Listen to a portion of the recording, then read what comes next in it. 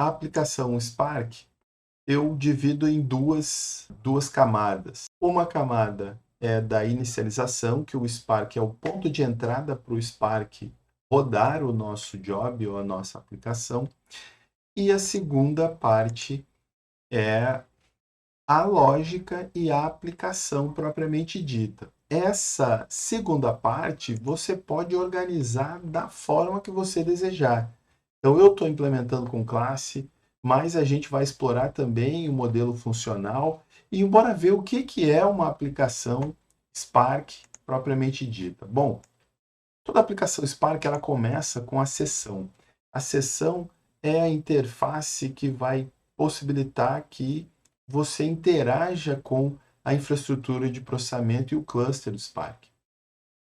É nessa sessão que você configura quais tecnologias você vai utilizar nessa aplicação que vai ser desenvolvida. Aqui também você controla os diversos parâmetros de execução, como o número de executores. A gente vai entrar em detalhes nos próximos vídeos sobre a configuração da session, porque esse momento ele é um dos mais importantes dentro do desenvolvimento com o Spark, porque é na sessão que você vai definir a capacidade dele de horizontalizar o processamento, né? Ou seja, você poder, o número de tasks, número de executores que vão fazer parte da aplicação, memória, né? Quanto de memória você pretende, você vai definir de limite para a aplicação entre diversos outros parâmetros.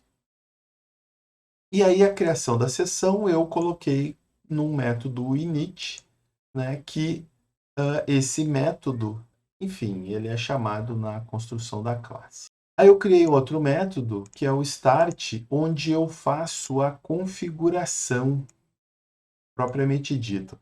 Aqui nessa aplicação, como ela é muito simples, então eu estou basicamente habilitando o uso do Pyarrow, que é uma infraestrutura de alta performance para serialização de dados em memória. Então, também eu vou entrar em mais detalhes disso. Eu crio a sessão, né, e faço apenas a configuração de log.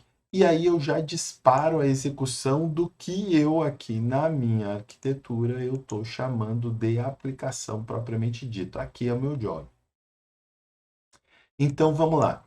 E aí vocês lembram que o desenho era, a partir de um data frame, eu vou publicar os dados para o Kafka, eu vou criar um consumer e eu vou consumir esses dados do Kafka e vou ficar ouvindo eventuais novos dados que o Kafka disponibilize para mim.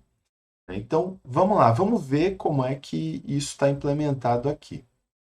Então, está aqui a criação do data frame, né? Ó, eu sempre o session vai ser o meu ponto de referência no Spark, né? Aí eu estou criando o data frame, estou passando um conjunto de dados para ele, né? Para eu criar o data frame, ele é uma tabela, ele é como se fosse uma tabela em memória.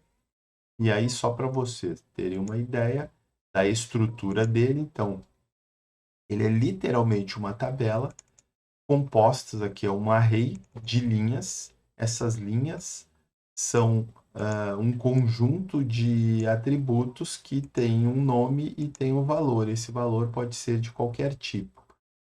E esses tipos, eles são definidos no esquema, né? Toda tabela tem um esquema.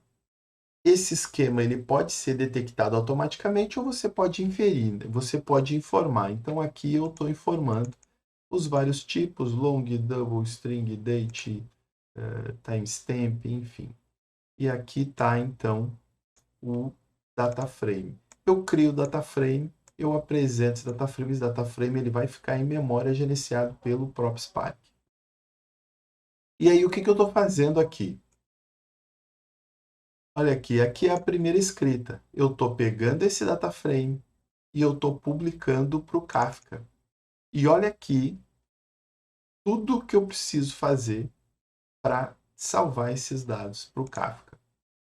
Aqui eu estou definindo o tópico, aqui eu estou definindo o servidor. né? Poderia ser uma lista de servidores.